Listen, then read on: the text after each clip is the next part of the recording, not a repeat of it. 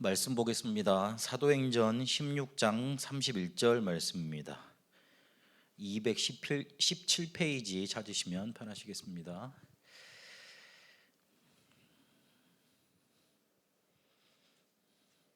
찾으셨으면 우리 같이 합독하도록 하겠습니다. 이르되 주 예수를 믿으라, 그리하면 너와 내 집이 구원을 받으리라 하고 그랬습니다. 아멘. 어제 목사님하고 휴일이어서 잠깐 오후에 송도 해변을 이렇게 산책을 다녀왔습니다.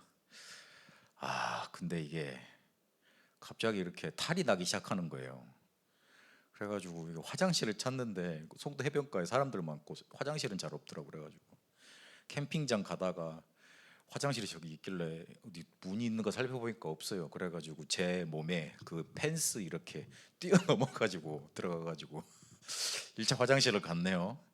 그래가지고 이제 괜찮을 줄 알았더니만 갔다 오고 나서 이제 쭉 돌아갔다가 다시 와서 이제 차를 탔는데 이제 그때부터 이제 폭발이 일어나더라고 이제 속에서. 그래가지고 야, 목사님 몇 말씀하시는데 중요한 간증하시는데 나는 이게 땀이 나기 시작하는 거예요. 뒤에서 이렇게 땀이 나기 시작하는데 우와, 그래가지고 야, 이거 간만에 이렇게 당해보는 거라 너무 당황스럽더라고요. 그래가지고 제가 그 캠퍼스 타운 역에서 내리려 그러다가 좀만 참아보지 괜찮겠지 그러다가 이제 도저히 이제 그 송도에서 넘어가는 다리 있잖아요. 동막역 지날 때 목사님 안 되겠다, 제 동춘역 세워달라고 그래가지고 근데 이제 동춘역은 이제 점점 가는데 차들이 거의 많지 않습니까? 그래가지고 빨리 가야 되는데 왜 이렇게 자꾸 신호가 막히나. 그래가지고 쭉 가가지고 동춘역 내리자마자 달려가지고 그 지하철역에 화장실 있지 않습니까?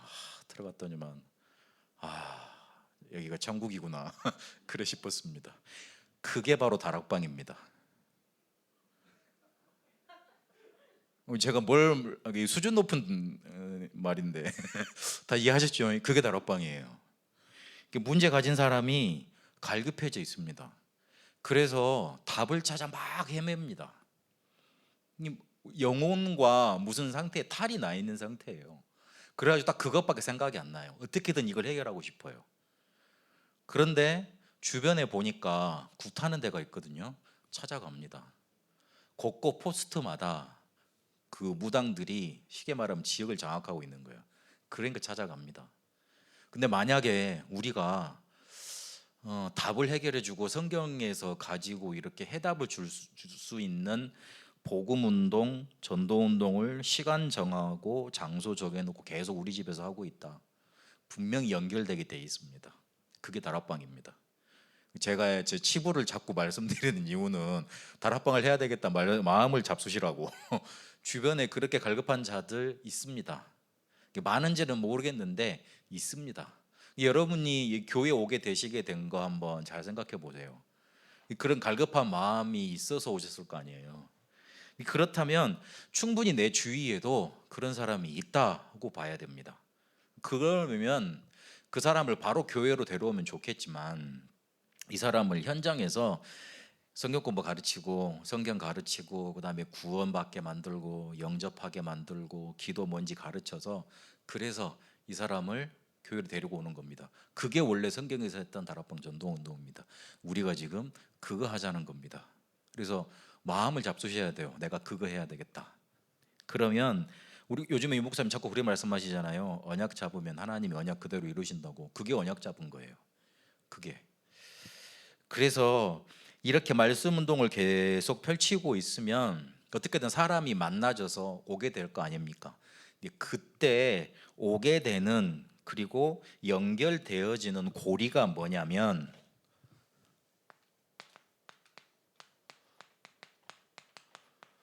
관계인 겁니다. 그래서 오늘 관계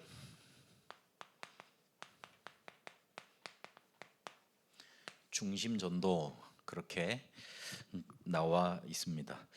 이러려면 관계를 잘 맺어야 되느냐 이 생각이 먼저 들 건데, 저는 조금 이거는 교재에 없는 얘기지만 제가 항상 이렇게 사람을 바라볼 때 가지게 된 눈, 예전에는 안 그랬지만 지금 가지게 된 눈에 대해서 좀 말씀드리고 싶습니다.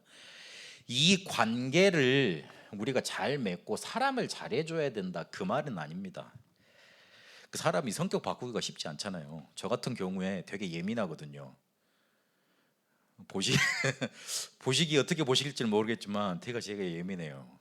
그러니까 장 트러블도 많이 생기고 하여튼 그래요. 그래가지고 하여튼 속도 이렇게 많이 이렇게 넓지 못하고 생긴 거에 비해서 이렇게 넓어야 되는데 그렇지 못하고 그래요.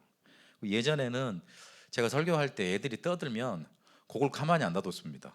뒤에 가서 분명히 협박했거든요. 그래가지고 그 조용히 만드는 방법이 있어요. 애들 이렇게 윽박지르든지 한 대 이렇게 확 이러면 되거든요. 근데 요즘은 그게 안 되더라고요. 오히려 애들이 좀 말씀 못 듣고 그런 애들 있잖아요. 조용히 데리고 가서 상담해두든지 아니면 그 애들 마음이 왜 그런지 어루만져 준다든지 제가 그리 하고 있더라고요. 뭔가 제가 달라졌다는 말 아닙니까? 원래 속도 좁고 그다음에 예민하고 그런데 그게 이상하게 어느 순간부터 문제가 안 되기 시작하더라고요. 우리의 눈이 이 관계를 정말로 살려내려면 우리의 눈이 어떻게 바뀌어져야 되느냐?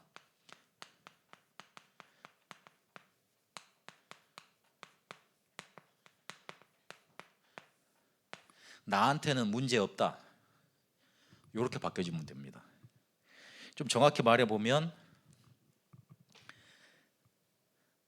나한테 어떤 사람이 와도 어떤 문제가 와도 그거 나하고는 상관없다. 왜냐하면 예수님께서 다 끝내놓으셨기 때문에. 요한복음 19장 30절 말씀이지요.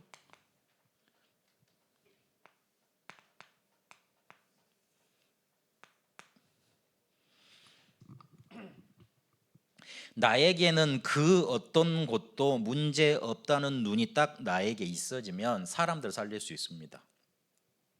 문제는 그 사람의 문제가 아니고 내한테 문제가 있는 거예요.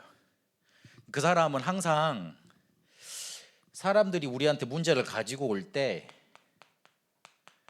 상식 이하로 가져옵니다. 상식 이하로 가져와요. 그러면 우리는 그거를 상식선에서 이해해야 됩니다. 그리고 판단하고 결정하고 이 사람을 살려줄 때는 상식 이상에서 이 사람을 내가 선택하고 결정하고 이 사람 살려줘야 됩니다. 항상 우리가 창세기 3장에서 살아왔기 때문에 나 중심이라고 그러잖아요. 절대 남에 대해서 이렇게 생각이 안 되게 돼 있습니다. 그거를 나도 그러고 있거든요. 그렇기 때문에 다른 사람한테 나를 배려해 주기를 바라는 마음은 조금 이렇게 좀 앞뒤가 안 맞는 말이에요. 그렇기 때문에 항상 사람들이 여러분한테 문제를 제기올 때 아니면 어떤 갈등을 뭐 야기시킬 때 한번 그때 자세히 쳐다보세요. 되게 이렇게 상식선에서 할 수 있는 행동으로 나한테 다가오는가? 거의 대부분 그렇지 않습니다. 근데 그 사람한테는 그게 맞는 거예요. 자기 상식이고 자기 최선의 판단인 거예요. 아니면은 자기 자신이 절제가 안 되는 거예요. 그분도 아마 나한테 갖고 올 때는 참고 하다가 말을 했을 거거든요. 문제를 갖고 왔을 거거든요. 그래서 항상 거의 모든 사람들이 대부분 이렇게 하기 쉬워요. 상식 이하로 나한테 다가옵니다. 거의 문제가 올 때는. 그러면 그거를 쉽게 말해서 누가 니한테 뭐라고 욕했다더라 그렇게 말을 하잖아요. 그러면 유 목사님은 그래 걔가 욕할 이유가 있겠지. 넘겨준 네가 나쁜 놈이라고 그런다 그러시잖아요. 그렇게 상식선에서 봐야 됩니다. 이러면 눈이 발라집니다. 그래서 결정할 때는 아니야 내가 욕먹을 짓을 했는갑지. 그 사람이 욕을 할 상황이 됐는갑지. 앞뒤 전후 상황 보니까 그렇게 바라보고 내가 안 그러면 되지. 아니면 진짜 그게 문제라면 내가 바꿔야 되지. 그렇잖아요. 그게 우리가 가지고 있어야 될 눈입니다. 아니면 이걸 안 가지고 있으면 쉽게 말하면 나한테 문제를 가지고 오는 사람들이 대부분이거든요. 근데 그 사람들 살리지를 못해요. 왜냐하면 딱 문제만 보이고 그 뒤에 숨어있는 하나님의 계획이 안 보이거든요. 그래서 나한테 어떤 문제를 가지고 와봐라. 나한테는 문제 없다. 일이 돼야 됩니다. 이 굉장히 중요한 말입니다. 제가 베트남 선교를 가면서 선교사님을 만나면서 딱 마음에 먹은 게 있습니다. 그 원래 그 북부 지방에서 저를 목회 그 선교사로 삼으려고 초청을 했기 때문에 제가 가서 교회 하자 그래도 됩니다. 근데 전후 사정을 따져보고 다 살펴보니까 이건 그게 아니겠더라고요. 그 남부에 계시는 선교사님의 지도를 철저히 받아야지만 이게 원넷에 대해서 하나로 같이 갈 수 있을 것 같아요. 제가 그때 무슨 개척을 해가지고 특별히 교회가 없는 상황이기 때문에 충분히 이렇게 내 욕심을 부리면 그래 교회 개척 하나 할 수 있겠다 그런 상황이었어요. 근데 그렇게 하지 말자 그랬어요. 그래서 계속 가서 그 선교지에 계신 분들을 설득을 시켰어요. 우리 그 선교사님 지도를 받아야 된다. 선교사님 지도를 받아야 된다. 그리고 결국에 제가 어떤 결정까지 했냐면 나는 저 선교사님이 나에 대해서 욕을 그런 건 안 하셨어요. 내 마음이 그렇다는 겁니다. 혹시 저 분이 나를 여기서 나가라 그러고 추방하고 막 잘못되게 한다 그럴지라도 나는 오케이다. 저분이 나한테 대해서 어떤 오해된 말을 할지라도 내가 이해되지 않는 말을 저분이 할지라도 나는 오케이다. 나는 괜찮다. 나는 문제 없다 그랬어요. 실제로 그러니까요. 이상하게 그 선교사님 메시지가 살아나시는 것 같더라고요. 느낌에 크게 변하셨겠어요. 느낌에 목사님 선교사님 설교가 확 내게 힘으로 다가오더라고요. 그 가끔 목사님들이 누구 하나를 지적하려고 메시지를 하지 않습니다. 그런데 가끔 나한테 걸리는 경우 있잖아요. 그거는 하나님의 음성으로 들어야죠. 근데 그 근본적인 바탕에 무슨 마음이 깔려져 있어야 되냐면 그래 강단에서 어떤 메시지가 나오든지 어떤 사람이 나한테 무슨 문제를 갖고 오든지 특히 교회의 관계 속에서 사람들이 어떤 문제를 내게 걸고 오든지 나한테는 문제 없어야 돼요. 이러면 돼요. 이 사단이요 우리 마음을 자세히 살펴보고 있습니다. 베드로전서 5장 7절 8절 우는 사자와 같이 우리를 자세히 우리 마음을 살펴본다니까요. 틈이 없나 에베소서 4장 27절 그래가지고 확 파고듭니다. 그래서 지금까지 저는 그 우리 베트남 선교사님하고 별 트러블이 없습니다. 있을 리가 없죠. 내가 무조건 오케이인데 무조건 오케이요. 뭐 갑자기 뭔 일을 시키더라도 오케이요. 그렇게 하겠습니다. 목사님 금요일인가 주일 2부 때 그러셨잖아요. 최현민 전도사한테 담임 목사님 말 무조건 오케이 하라. 맞아요. 근데 우리 후배들이 가끔 안 그러는 분들이 계시더라고요. 그래서 저건 아닌데 저는 신학교를 빨리 졸업할 수 있었는데 되게 신학교를 거의 한 20년 다닌 것 같아요. 그래서 우리 제보다 나이 좀 이렇게 후배들이 저보다 먼저 졸업하고 막 그랬거든요. 맨날 그 후배들이 저보고 만나면서 아이고 형님 진짜 신학교 100만 년 다닌다 이렇게 막 놀리고 막 그랬었어요. 근데 교회를 가면 희한하게 제가 휴학을 할 수밖에 없는 분위기가 딱 되더라고요. 뭐 그러면 저는 아무 생각도 안 하고 오케이 그러고 갔죠. 그래야 됩니다.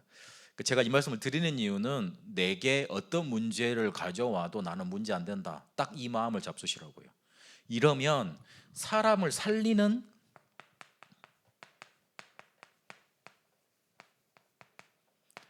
응답이 자꾸 나한테 오게 돼 있습니다.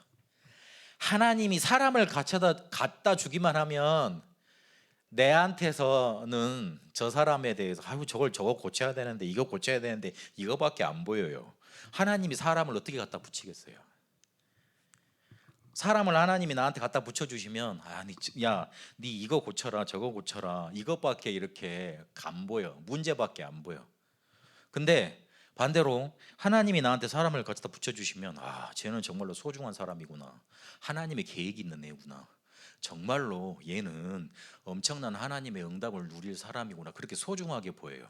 눈이 다른 거예요. 제가 베트남 TCK들 사역을 하는데 근데 주변에서 보면 그 TCK들 정말 쟤들 별로다 생각할 그런 분들도 계실 거예요. 그런데 제 마음속엔 너무 귀해요. 너무 소중해요. 걔들이 가끔 저한테 막 싫다고 막 그러고 막 지들 막 열받고 그러니까 그래 다른 데 가서 욕하지 말고 나한테 욕하라고 해놨거든요. 그러니까 실제로 욕을 하고 막 그러기도 해요. 그래서 진짜 내가 욕 먹으려고 그렇게 말한 건 아닌데 하여튼 그래가지고 지금 열이 받은 거 그러는 거예요. 이게 그다 쌓아놓고 풀어놓을 데가 없으니까.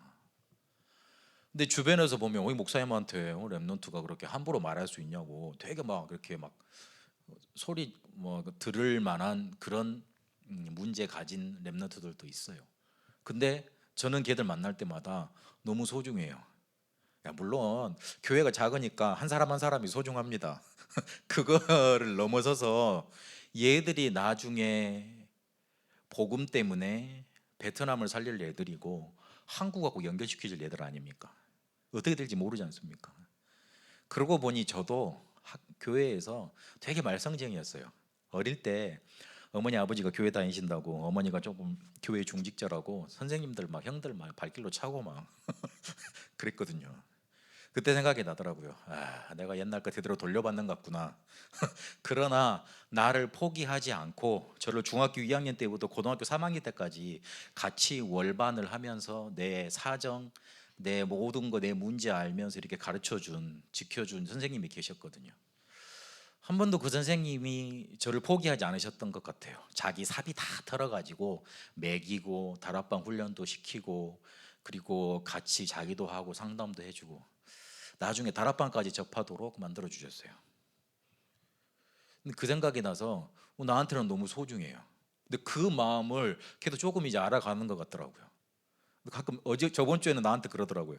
목사님 나한테 왜 자꾸 먹여요? 아니, 먹인다는 말이 자꾸 뭘 사먹여 주냐고요. 먹인다는 그 말이 아니고 사먹여 주냐고 막 그러더라고요. 그래서 무슨 동기 있죠. 그래서 그래 한 다음에 한 3억 정도 네 이름으로 대출 좀 받자. 우스갯소리로 그랬어요. 아유 그래 내가 네한테 뭐 뜯어먹게 있겠니 베트남과 한국이나 살려라 그러고 말았는데 우스갯소리로 그렇게 이제 이야기하는 거죠. 우리한테 어떤 랩런트 오든지 어떤 사람 오든지 문제 안 되면 그 사람 살릴 수 있습니다. 이러면 우리와 만나는 사람과의 관계는 살아나게 돼 있습니다. 솔직히 오늘 요거는 그냥 유 목사님이 흘러가는 해야 되니까 하는 걸로 중간에 끼어넣은 듯한 그런 뉘앙스가 많이 나는 그런 본문입니다. 근데 서론에서 좀 답을 좀 여러분 심각하게 좀 생각했으면 좋겠어요.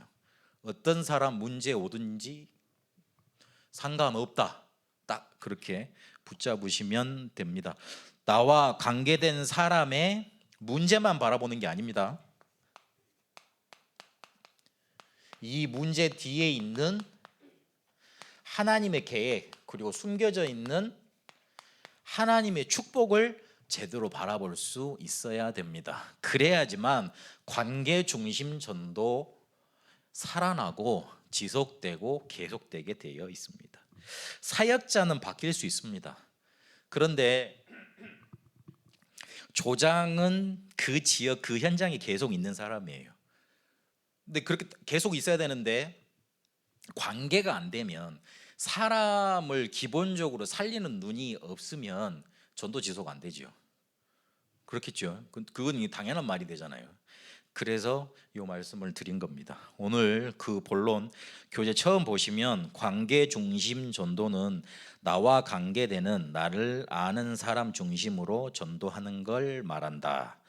거기에는 계층별, 취미별로도 사람을 관계를 맺을 수 있고 특히 친구, 가족, 친척, 직장 동료 등을 포함하는 겁니다. 그리고 조금 더 범위를 넓혀야 돼야 될 게 우리 후대들의 친구들까지 좀 이렇게 범위를 넓혀서 생각하셔야 됩니다. 그러면 관계 중에 제일 우리가 인도받아야 될 거 가족 전도 이거에 대해서 좀 알아보도록 하겠습니다. 가족 전도는 첫 번째 보니까 관계 확립을 해야 된다 그렇게 돼 있죠. 근데 그 관계가 어떤 관계냐면 애증의 관계가 아니고 사랑의 관계입니다. 거의 대부분 큰 상처를 가지고 살아가는 사람들이 어디에서 상처를 제일 많이 받았냐면 가정에서 제일 상처를 많이 받았어요. 제가 그 사역 몇 년 동안 지금도 이렇게 사역하고 있는 청년 중에 고등학교 1학년 때인가 만나서 영접을 시키고 지금까지 이제 거의 만 7, 8년 됐네요. 계속 이제 인도받고 있는데 이 친구가 뭐가 좀 보이는 친구예요. 환청, 환상 이런 친구예요. 어느 정도 심했냐면 얘가 교회를 늦게 오더라고요. 제가 전화를 했어요. 야, 너 왜 안 와? 그러니까 아, 내려갈게요. 올라온다. 그러니까 우리 교회가 2층에 있었거든요. 근데 내려갈게요 그러더라고. 그래서 왜 내려와? 너 그래가지고 속으로 궁금했었는데 얘가 나한테 와서 뭐라 그러냐면 목사님 오늘 교회를 오는데 교회에서 갑자기 옥상으로 가라 그러더라고요. 그래가지고 옥상으로 갔어요. 옥상 문은 원래 잘 닫아놓거든요 우리가. 근데 옥상을 어떻게 하니까 문이 열리대요. 그래가지고 난간에 제가 섰어요. 교회에서 자꾸 뛰어내려 너는 살 필요 없어 그 소리가 들렸어요. 그런데 그때 우리가 초여름이라서 더워가지고 에어컨 틀기는 애매하고 문을 열고 이제 예배하고 찬송을 하고 있었어요. 그 찬송 소리 얘가 딱 깬 거예요. 그래가지고 내려온 거예요. 그 얼마나 심각한지 여러분 아시겠죠? 제가 가끔 팀 사역을 하면 내 눈을 안 맞춰. 이건 전설의 고향 얘기가 아닙니다. 눈을 안 맞춰. 그래갖고 옆에서 자꾸 이렇게 이쪽을 바라보는 것 같아요. 내가 그래서 한번 찔러봤어요. 근데 혹시 그 옆에 뭐 보이냐? 그러니까 보인다고 그러더라고요. 이 귀신 형체가 딱 뭔가 이렇게 막 나쁘게 보이는 게 아니고 어떤 캐릭터 형태로 보이는 거예요. 그리고 그걸 이렇게 그림으로 그려요. 자기 말로는 작가인 거예요. 쉽게 말하면 우리가 보기엔 작가인 거예요. 블로그도 활동도 많이 하고 사진도 잘 찍고 그다음에 글도 잘 써요. 근데 얘가 초등학교 때 뭔가가 들어간 거예요. 어머니 아버지가 우상숭배 심하게 할 수 있죠. 좀 싸울 수 있잖아요. 그게 얘한테 상처가 된 거예요. 어느 날은 집에다가 아버지가 이제 나가시고 나면 아버지 누웠던 침대 자리 있잖아요. 아버지를 벌한다고 아버지 혁대 있잖아요. 그걸 가지고 가죽 같으니까 이걸로 막 때리는 거야. 아버지 누웠던 자리를. 그 정도로 이렇게 심각했던 애예요.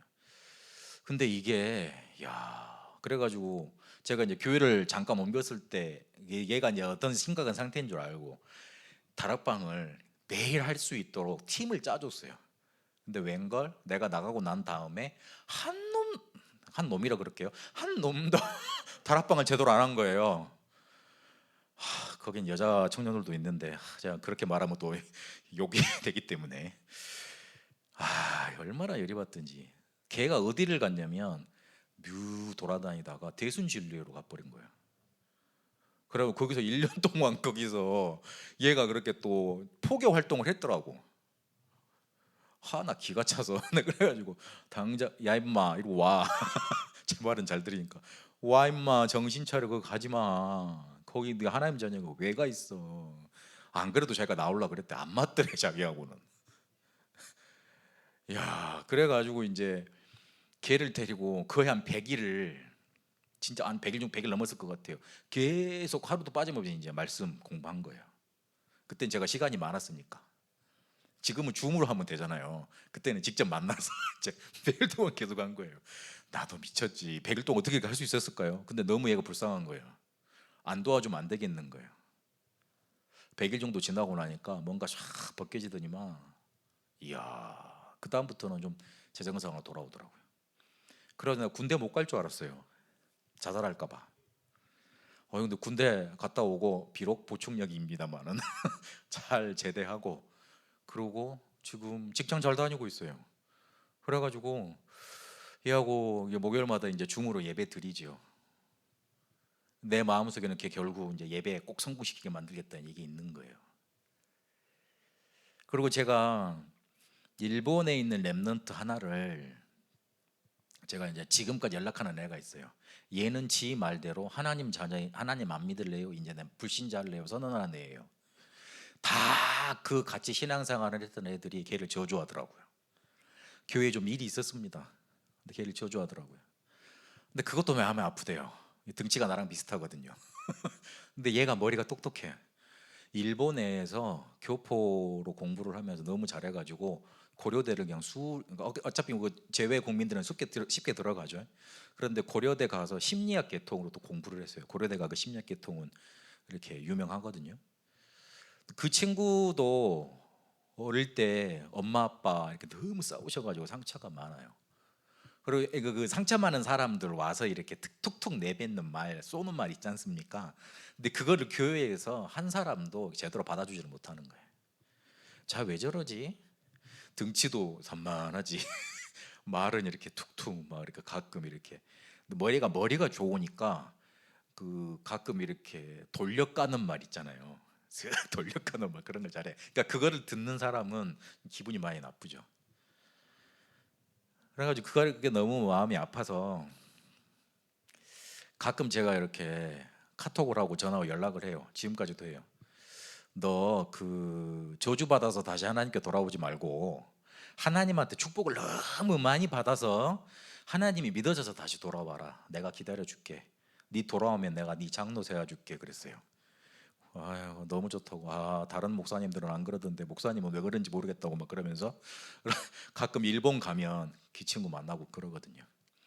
근데 자세히 따지고 보면 이 친구들이 보면 그렇게 영적인 문제 심각하네. 그 다음에 교회를 그렇게 떠나는 애들 그 근본에 살펴보면 가정에 문제가 많습니다. 거기에서 상처 많이 받습니다. 그걸 알고 우리 가정에도 충분히 그럴 거 아닙니까? 그럴 수밖에 없었던 이유들이 있거든요. 사랑의 관계로 요 눈으로 바라봐야 됩니다. 가족이라고 말하면 저도 뭐 이렇게 할 말은 없습니다만은 별로 이렇게 사랑을 해야 된다 말을 하는데 그렇게 안 되잖아요. 내한테 가장 상처를 많이 준 사람들이 가정에 다 있기 때문에 그렇죠. 그런데 하나님이 내 주위에 붙여놨을 때에는 하나님의 계획이 있습니다. 오늘 우리가 읽었던 사도행전 16장 31절에 있는 것처럼 구원의 계획이 있는 겁니다. 그것까지는 우리가 심부름을 해야 됩니다. 그래서 그 언약 딱 붙잡으세요. 그리고 불신 결혼은 조금 피해라 이렇게 말을 했습니다. 저는 교회 내에서 우리 랩런트들끼리 결혼하는 거 극히 찬성입니다. 다른 데서 우리 예진이는 여기서 랩런트를 길러서 결혼을 해라. 그게 제일 좋다. 남편을 고를 때 교회에서 랩런트들 중에 있잖아. 밑에서 골라야 돼. 위에서는 아니야 이렇게 제자 삼아 제자 제자 삼아 가지고 잘 골라놔 그래가지고 우리 랩런트를 딱 보면서 야, 네 나중에 내 제자하고 이렇게 평생 같이 선교사역 하자. 그게 결혼이야. 그렇게 해야 되는 거야. 불신 결혼하면 힘듭니다. 저희가 저희 어머니가 원래 믿었는데 저희 원래 친가 쪽은 안 믿으셨거든요. 그래가지고 그 심란했던 심각했던 그 영적인 전투 현장 저는 잘 알고 있어서 극히 반대입니다. 그러나 교인에서 사귄다면 극히 저는 찬성입니다. 또 랩너트들이 그러대요. 형이 혹시 우리 여기서 헤어지면 우리 한 사람 교회 떠나야 되냐고. 왜 그럴 생각을 해? 같이 살 생각을 하지. 참 웃기다 그랬어요. 그리고 분명히 가족들에 항상 문제가 있습니다. 근데 그거를 놓치지 말고 기회로 잡으셔야 돼요. 4번 보니까 좌절하지 마라. 왜냐하면 시간이 걸린다. 5번에 보니까 가족 구원의 열쇠는 무너진 관계 회복이라고 그랬습니다. 관계가 무너져 있기 때문에 시간이 걸릴 수밖에 없어요. 저 가족 중에 한 구성원이 나한테 상처를 줬지만 나도 모르게 그 사람한테 상처 줬을 수도 있거든요. 그래서 그게 회복이 되려면 조금 걸릴 수 있습니다. 아니면 별로 믿음지 않게 보이거나 뭔가 안 보이거나 딱 그렇게 좀 뭔가 벗겨지면 좋은데 그게 좀 벗겨지려면 시간이 걸립니다. 그래서 6번에 보면 기도 카드, 기도 수첩을 만들어서 기도 조사서를 만들어라. 이건 옛날 그건데요. 쉽게 말해서 신상 파악을 해놓고 이 기회를 엿보라는 거지요. 복음 전할 수 있는 기회. 그러면 그걸 놓치지 말라는 겁니다. 저 같은 경우에는 누가 복음 전해달라고 그러면 바로 그날 찾아갑니다. 그날 찾아가든지 그 다음날 찾아가든지. 이 사람은 충분히 기도를 하고 난 다음에 나한테 말을 했을 거란 말이에요. 그런데 나는 또 여기서 일주일을 더 기다려요. 그때 이렇게 모든 영적이 흐트러져 버립니다. 이 사람은 고민하다가 이제 목사님 여기다 복음 전해 주세요 이 말을 하거든요. 근데 내가 만약에 늦게 가면 늦게 갈수록 그 중간에 사단의 공격이 심한 거예요. 저는 그래서 바로 갑니다. 이번에도 우리 중고등부 랩런트 한 애가 이렇게 연결이 안 되더라고요. 분명히 내가 와서 걔하고 이제 신방하기로 약속을 잡아놨는데 그날 제가 그 집 앞까지 갔는데 얘가 연락 두절이야. 그래가지고 그래 내가 이런 일을 많이 당했다마는 야 또 이게 내가 이제 또 당하니까 좀 그러네. 그러고 와서 이제 돌아가고 이제 막 계속 연락을 해도 안 되는 거예요. 그런데 한 장로님이 이제 그분 어머니를 이제 모시고 이제 왔으니까 그 친구 이제 뭐 어머니를 교회를 인도를 했으니까 그 이제 어머님하고 연락이 되셨다 그러더라고요. 그래서 목사님 그 랩런트 좀 이렇게 잘 봐달라고 그래서 알겠습니다. 그래가지고 그 장로님하고 전화 끊자마자 제가 그 어머니한테 연락을 했어요. 그래야 돼요. 제가 원래 성격이 급하지만 급하지만 기회를 놓치지 말라는 말로 말씀을 드리는 겁니다. 우리가 만약 기회를 놓치면 이 기회를 파고들고 사단은요 어떻게든 마음의 문을 닫아보려고 어떻게든 이 복음에 듣는 기회를 없애려고 공격을 해옵니다. 그래서 빨리 가져야 돼요. 그래야 됩니다. 그리고 2번 보시면 축호전도 그랬습니다. 축호전도에서 축호전도는 쉽게 말해서 이렇게 찾아가는 전도 이걸 말하는 겁니다. 다락방이 차려져 있으니까 문제 만난 사람들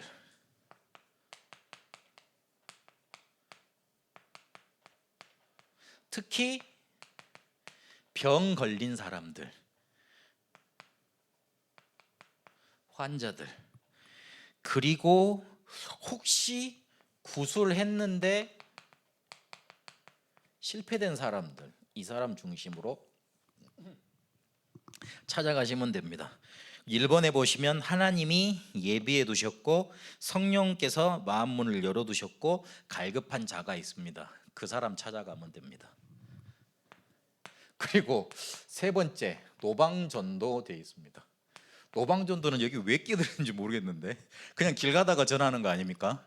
물론 성경적인 근거는 있습니다. 상가 들여 나가서 이렇게 잔치자리에 채워라 그 강권에서 들어오게 말하라 그런 성경 구절은 있습니다. 그런데 이거는 우리가 길 가다 보면 성령께서 강하게 저 사람한테 복음 전해야 되겠다 마음 주시는 사람 있잖아요. 그거 놓치지 말라고요. 우리가 말씀 운동을 우리 집이나 우리 현장에서 지속적으로 펴고 있으면 사도행전 8장 26절에서 40절까지 보니까 이디오피아 내시 같은 사람들을 우리 주변에 몰아다 주십니다. 만나게 하시겠죠. 우리가 하고 있는 사람이 맞다면 요거 놓치지 말라는 말입니다. 근데 여기서 좀 생각해야 될 거 노방전도 해보면 쉽습니까? 어렵죠. 우리가 가다가 누굴 만나서 근데 제가 아는 친구 중에는 그런 목사도 하나 있더라고요. 에스컬레이터 타고 내려가는데 뒤에 어떤 대학생 하나가 있어. 뒤를 고개를 싹 돌려가지고 야 너 예수 믿냐? 예수 한번 믿어볼래? 그래가지고 에스컬레이터 내려가면서 전도를 해가지고 밑에 가서 영접을 시키더라고요. 야, 내가 그래서 그 친구 보고 우리 다들 그랬어요. 니는 전도 머신이다. 전도 머신. 니는 전도자가 아니고 전도 기계다 기계. 그래가지고 그런 사람들도 있습니다. 그런데 우리가 지금 말하는 거는 그렇게까지는 안 되더라도 그것도 하나님이 원하시는 게 아닐 수도 있어요. 노방전도 이렇게 우리 주변에 이렇게 혹시나 지나가다가 저 사람한테 꼭 복음 전해야겠다 성령의 감동 주는 사람들은 성령께서 이끄시는 대로 가서 복음 전해 봐라 이겁니다. 그러면 여기서 생각되는 게 우리 주변에 요걸 그러니까 노방전도도 해야 되는 건데 우리 주변에 와 있는 새가족 얼마나 기적이에요. 얼마나 기적이에요. 우리 주변에 있는 렘넌트 얼마나 기적입니까? 그걸 더 이렇게 소중하게 바라보고 그렇지 실제로 저는 노방전도 하면 할수록 밖에 나가서 이렇게 캠프 한다고, 캠프는 또 다릅니다만은 돌아다녀 보면서 이렇게 막 거절도 당해보고 그럴 때마다 아유야, 나한테 붙여주신 내가 만난 사람들이 너무 소중하네, 그 생각이 너무 많이 들더라고요. 우리 주변에 있는 사람들 실제로 열매는 여기서 일어납니다. 열매, 여기는 우리가 전도 훈련 개념, 그리고 하나님께서 완벽하게 인도하시는 개념은 있는데 진짜 전도 열매는 여기서 일어납니다. 그래서 관계 중심 전도를 말하고 있는 겁니다. 또 한번 밑에 보실 게 주일학교와 구역 활동가의 관계 그랬는데 쭉 한번 읽어보겠습니다. 구역 활동은 기존 그대로 유지하고 다락방과의 차이점이 뭐냐면, 구역 활동은 돌아가면서 예배를 드리는 겁니다. 구역장과 구역원들이 돌아가면서 집을 옮겨가면서 신방을 하는 거죠. 장소를 옮겨가면서. 그런데 다락방은 한 장소에서 원래는 계속하는 겁니다. 그게 다른 점이에요.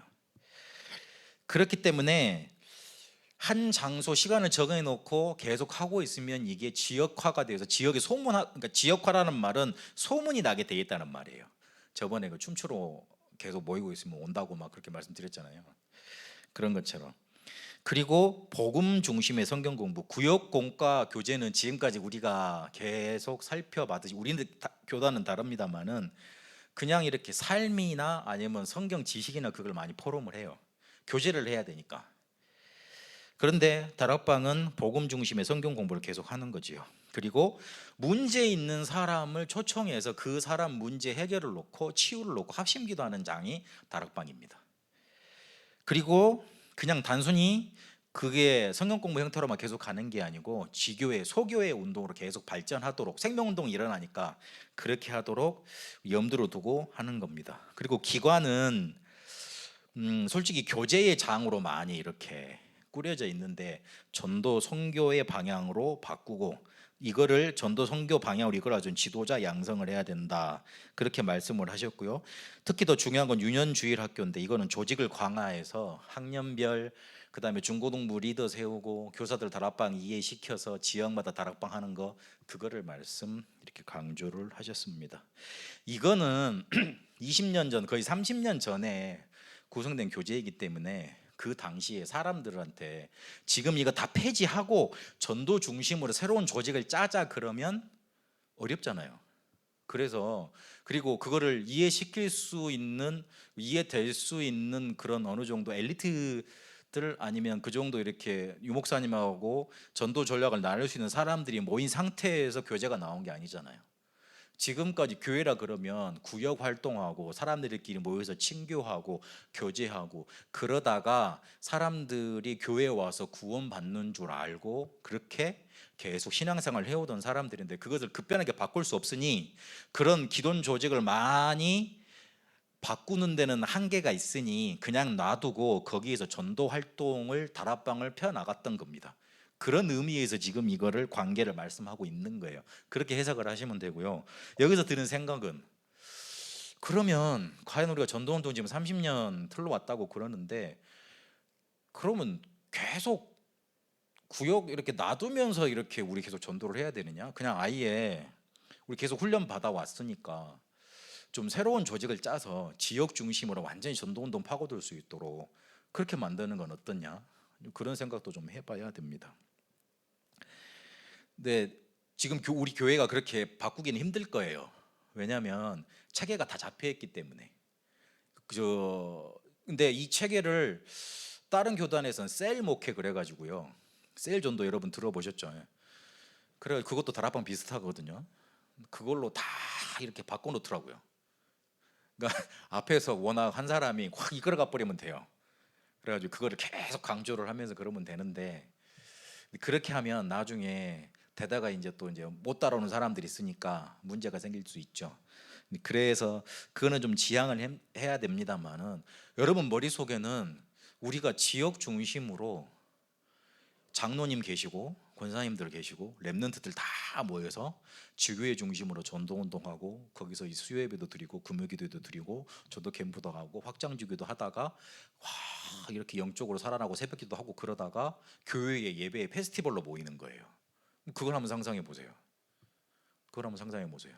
늘 오는 사람만 오고 그다음에 늘 모이는 사람들끼리만 모이고, 그 뭔 재미가 있습니까?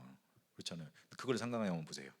그러려면 조직이 지금까지 굳어졌던 대로 가는 것보다는 조금 전도 중심으로 이렇게 활동력 있게 가는 것도 괜찮다. 그거 하려고 유 목사님이 중직자 훈련, 중직자 대학원 자꾸 훈련을 시키시는 거거든요. 그래서 그런 의미를 이해하시면 되겠습니다. 결론을 맺겠습니다. 네, 오늘 내용이 작아가지고 빨리 끝내려고 그랬는데 죄송합니다. 맨날 하는 소리지만 죄송합니다. 이거는 그냥 충분히 이해하시는 내용이니까 그러려면 서론으로 돌아가셔서 관계 속에 내가 무너지지 않고 이 사람들을 정말로 살려내려면 내가 어떻게 이 전도운동을 계속되려면 내가 어떻게 해야 됩니까? 가장 내가 먼저 해야 될 게 뭡니까?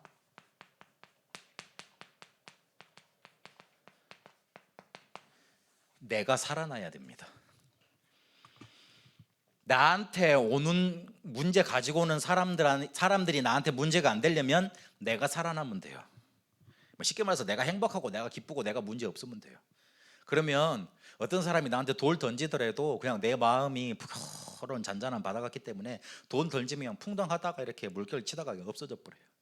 근데 내 마음 자체가 원래 풍랑이 일어, 바람이 불어, 갈급해, 막 짜고 막 이렇게 습하고 막 이래요. 근데 막 누가 나한테 뭔가 이렇게 막 던지고 메말라 있는데 불 던지고 그러면 확 타올라 버리고 그다음에 막 진흙탕 뭐 던지고 그러면 막 너무 마음 아프고 그러는 거예요. 막 깨지고 이렇게 이런 식으로. 내가 살아나면 됩니다.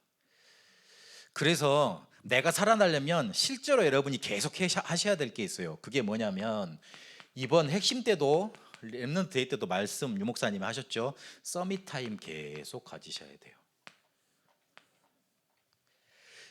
이제 서밋 타임에 대해서는 좀 저도 할 말이 많습니다. 계속 가지셔야 돼요. 이거 하면 계속 하면은 쉽게 말해서 이제 확 나아지진 않거든요. 근데 계속 안 하잖아요. 그러면 계속 꼬라박습니다. 그건 기억하셔야 됩니다. 이거 하면 별로 재미가 없을 때가 있어요. 기도 수첩 녹취해 보세요. 가끔 저도 기도 수첩 녹취하는데 1시간 넘어가는 때도 있더라고요. 막 그러면 1.5배 돌려야지. 그래가지고 막 돌리는데 1.5배 돌리면 유 목사님 메시지도 빠르잖아요. 안 그래도 말 빠른데 그것도 1.5배까지 해놓으면 라라라라 가거든요. 그래가지고 그래가지고 가끔 그러니까 녹취록을 보는데 녹취록을 보면 또 그 맛이 안 나. 그래서 그냥 나 모르겠다 그냥 1.5배 듣더라도 이렇게 1.25배로 듣더라도 계속 보겠다 그러는데 이게 제가 해보니까 하면 별 크게 나아지는 게 없는 것 같아요. 이거 제가 서밋 타임 하면서 사람들이 대단한 일이 많이 생기면 다 알 겁니다. 그런데 문제는 이걸 꾸준히 해도 계속 해도 별로 안 나아져요. 남편 그대로고 애들 그대로고 또 내 경제 상황 그대로고 조금 더 그러니까 안 좋아지는 쪽으로 방향으로 가. 그래서 싹 뭐라 그럴까 하지 말까 해봐도 안 되는데 이 마음이 살짝 들어요. 그런데 진짜 한번 안 해보면 실험을 한번 해보세요. 그러면 이제 완전 꼬라박습니다. 이제 그래 놓으면 어느 순간에 슥 내 영적인 상태가 아주 뭐라 그럴까 실패 자리에 가 있는 거예요. 그래서 꼭 하셔야 돼요. 그러니까 영어로 썼습니다만은 우리 정식이도 계속 기도해 나가시라는 거예요. 이러면 뭐가 생긴다 그랬냐면 리듬이 생긴다 그랬습니다. 이 리듬을 한번 잘 생각해 보세요. 강약 간다는 소리잖아요. 내가 혹시나 이 서밋 타임을 계속 하고 있으면 약해질 때가 있잖아요. 그런데 조금만 서밋 타임 계속 하고 있으면 다시 강의 자리로 돌아갑니다. 그런 말입니다. 회복 탄력성이라고 혹시 들어보셨습니까? 그 내가 원래 있던 자리로 돌아가는 빨리 회복이 되는 그런 말이거든요. 내가 이 서밋 타임을 계속 하고 있으면 내가 은혜 받았던 그 위치가 있을 거 아닙니까? 계속 하고 있으면 어느 순간에 그만 쑥 거기 가 있어요. 이게 리듬이 생긴단 말이에요. 그러니까 그 밑에 이렇게 밑바닥이 계속 쳐져 있지 않는다고요. 이게 리듬이 계속 생기다가 그러다가 퉁퉁퉁 힘이 생겨서 푹 위로 올라가는 거예요. 그걸 기억하셔야 돼요. 이러면 우리에게 24 할 수 있는 각인이 생긴다 하셨고 이때부터 25 영원 서밋의 작품이 우리에게 나온다 그랬습니다.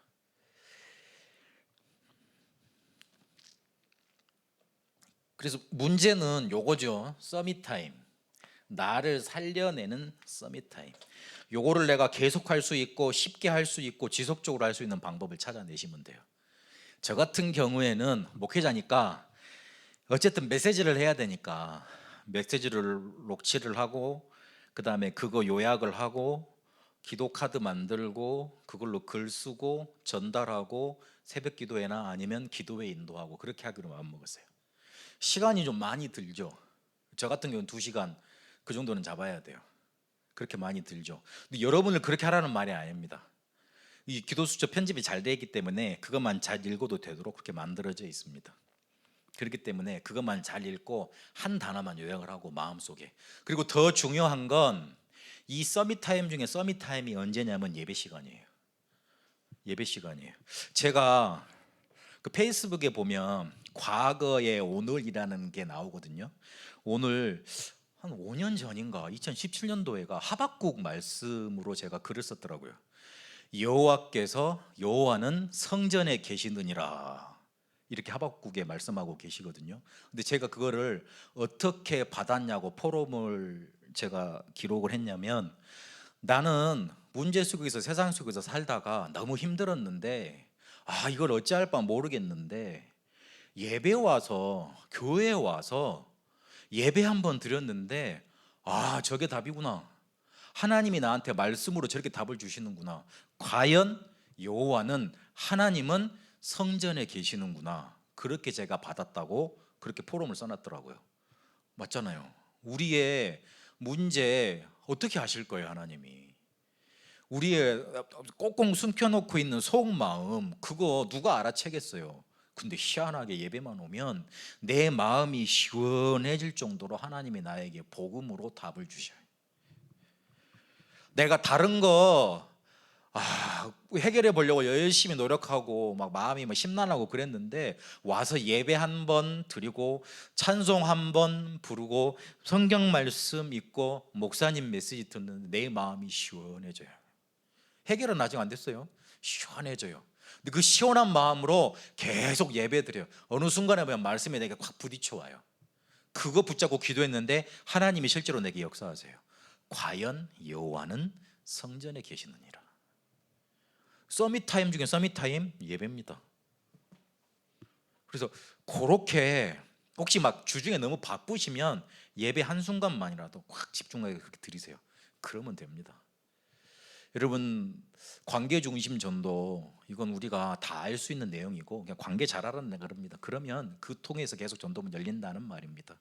중요한 건 내가 그 관계를 어떻게 바라보느냐, 이거를 바라보기 위해서 내가 계속 뭘 해야 될 거냐, 좀 이렇게 정리를 하시면 좋겠습니다. 기도하겠습니다. 살아계신 하나님, 우리를 통해 사람이 살아나는 응답 날마다 나타나게 하옵소서. 그래서 내가 살아나서 실제로 내게 붙여진 가족 그리고 우리 친척 실제로 우리 후대들 렘넌트를 살려내도록 축복하시고 인도하여 주옵소서. 살아계신 우리 주 예수 그리스도 이름으로 기도합니다. 아멘.